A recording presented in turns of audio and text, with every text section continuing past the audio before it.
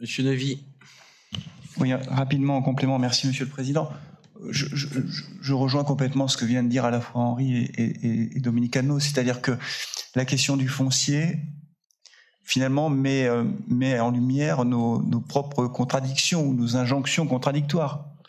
C'est-à-dire que d'un côté, on dit il ne faut plus du tout artificialiser d'ici 2050, ce qui n'est absolument pas tenable, c'est impossible.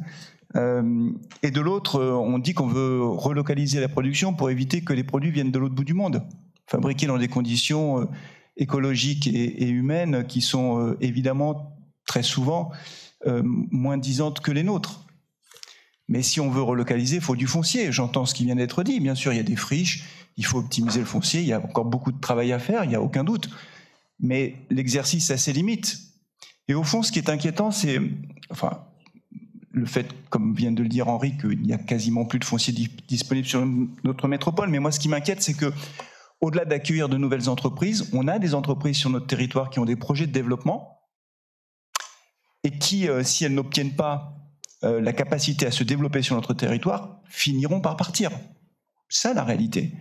Et si elles partent, comme on le sait, les recettes fiscales financières de notre métropole dépendent beaucoup de l'activité économique. À terme, c'est une érosion de nos recettes fiscales, un appauvrissement de notre métropole. Et ça, je pense que, quelles que soient nos convictions politiques des uns et des autres, personne ne le souhaite. Mais le problème, c'est qu'à un moment donné, on ne peut pas vouloir tout et son contraire. Voilà. On ne peut pas dire on ne veut plus du tout artificialiser et en même temps on veut des usines nouvelles. Ça, c'est pas possible. À un moment donné, ça ne marche plus.